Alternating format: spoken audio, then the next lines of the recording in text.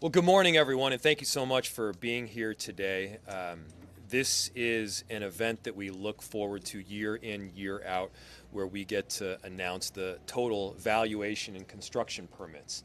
And for the 15th year in a row, Minneapolis has passed $1 billion in construction permits. We're at $1.07 billion. That represents over 12,000 building permits throughout the city of Minneapolis, which shows something that we all know very well. People want to live in this great city.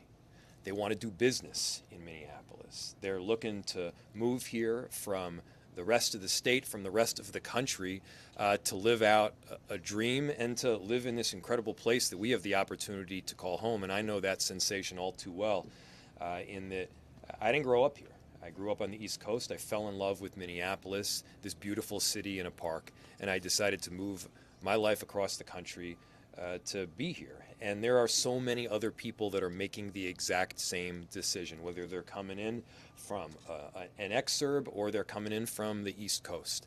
And we want to make sure that everyone has the opportunity to live in a great city, which means that you've got housing from a variety of different levels of affordability. It means that we've got deeply affordable. It means that we've got public housing. And right now we're in Spring Manor. This is going to be 38 units that are rehabilitated, that are refurbished. And in conjunction with the high rise that is just across the street, what we're ensuring is that more people of a variety of different incomes have the right to live in a great city. That's what public housing is all about. This project is somewhere in the range of $7 million. In total, we've been investing $25.5 million in these public housing improvements. And this partnership with the Minneapolis Public Housing Authority has been really critical. And it's one great example of the kind of partnerships that we've set up that has resulted in this over $1 billion worth of construction permits. In addition to that, from the Indians Health Boards, there's a new wellness center, to improvements at a Little Earth, to the Exodus residents. We are strengthening communities that have long deserved deeper investment. And you add to that projects like Excel Energy Chestnut Service Center, which will help to stimulate job opportunities as well. What this is a comprehensive and sustainable approach. And we want to be able to show not just people locally, but nationally, the investments that are taking place in our city and continue to happen here. So this is the kind of work that we've been doing. I'm really proud of the work that CPED, in conjunction with MPHA, have been putting into it. And I have the honor right now of turning it over to the Director of Community Planning and Economic Development, Eric Hansen. Thank you, Mayor. Morning, I'm Eric Hansen. I'm the CPED director, and I just want to echo what the mayor said. It is good to see that people are choosing to invest in the city of Minneapolis for the 15th straight year. We've seen over $1 billion in construction activity. That is in part due to the fantastic team at the city to help developers get through the process, whether it's getting land use application through our planning group, all the way through our Development Services Group with your building permits and certificates of occupancy. I also want to highlight that the top 10 lists that we have on the board here articulates a importance of the city investing in projects. Of the top 10 projects, we see about $20 million in city financing to help these things come to the market. I will highlight 3 projects that are very important to the city and is really exciting for Minneapolis. One is the $35 million investment into the North Commons Park. That is a total rethinking of one of the most impactful parks in this Minneapolis Park and Recreation Board system. We'll have a new field house, new fields, and water park. That is under construction now. The other project that I'd like to highlight is the Native American Community Clinic on Franklin Avenue. This is an example of how the 2040 plan is really bringing to life multiple uses and increasing densities around in our cultural corridors. This is not only just taking an old strip mall and bringing it into a multi-use, dense urban development, but it's also expanding the clinic's space on Franklin Avenue and then adding housing units above in a 5-story building. And then finally, this building we're in right now, it is very important for us to have stable, safe housing for everybody, regardless of your income. In Minneapolis, we are focusing on deeply affordable housing for those making 30% the area median or lower, which is about $39,000 a year for a family of four. And Spring Manor is an example of how we need to invest to make sure that there is stable and safe housing for everybody to live in this great city. And with that, I'll turn it over to the Executive Director of the Minneapolis Public Housing Authority, Abdi Warasami. Thank you, Director Hansen. My name is Abdi Warasami. I'm the Executive Director and CEO of the Minneapolis Public Housing Authority. Welcome to MPHA's Spring Manor redevelopment, the largest public housing redevelopment project in the city's history. This $78 million project it will fully rehabilitate 221 units across 2 existing buildings, preserving them for decades. We are replacing and enhancing building systems, completely renovating resident units, installing in-unit cooling and fresh air ventilation systems, and repairing exterior enveloping. We are also building a new 4-story building across the street that has 15 new fully accessible units. Work started last summer, and over half of the units in the building we are standing in right now have already been renovated. The full project will be completed in September, and we look forward to celebrating the renovated building's grand opening.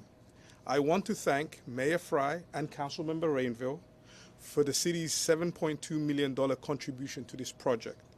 And special thanks to Mayor Fry, whose $1.3 million investment in his 2025 budget was the project's first financial commitment, helping spur other funding partners to invest. So thank you to the mayor, and I want to hand it over to a man who grew up in this area, who now represents this area, Councilmember Michael Rainville.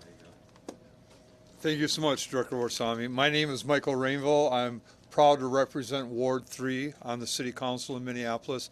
And yes, I grew up right down the block a little bit that way, but most important, my grandparents, Mary and Tony Jablonski, lived on Van Buren.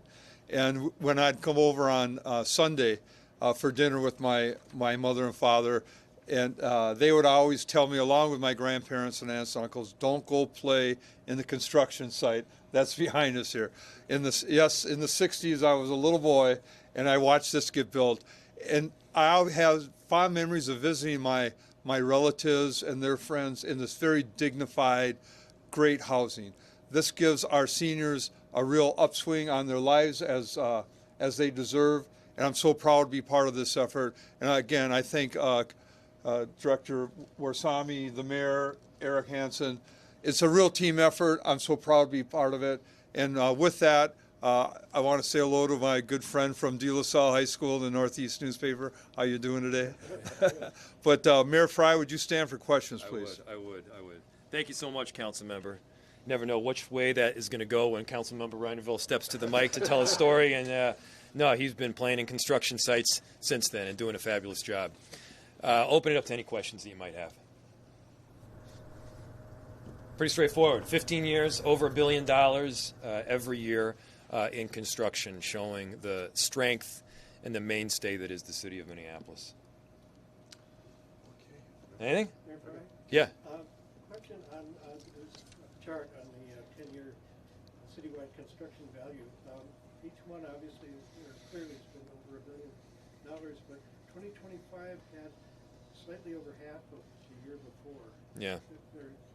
How would you account for that? Yeah. So the question was, while every one of these years has been over $1 billion, 2025 had less than the previous year by a significant amount. Yeah, there is some volatility. There is some shift in the way that we receive these permits. Sometimes there are buildings that are working their way through the process but then don't get approved and permitted until the following year, and so that valuation isn't recognized. Of course, there's the shifts in how the market is functioning that also has an impact.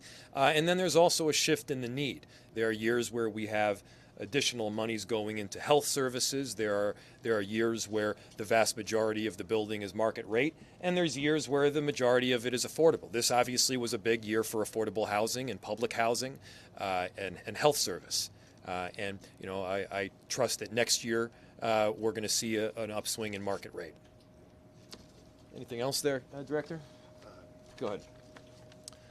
There's also a national impact on construction in general around costs to labor costs, material costs, and now we're feeling the impacts of the tariffs. And the positive thing is people continue to come back to Minneapolis to build. So yes, it's gone down in last couple years, but we're still seeing a pretty strong construction market in the city of Minneapolis. Yeah. You do something? The director raises a really good point, which is if you're looking for local examples of how national policy impacts neighborhoods, here's one of them. The tariffs have an impact. They have an impact on labor costs. They have an impact on the ultimate development cost. They have an impact on the cost and the affordability of housing. And so if you're looking to make more affordable units,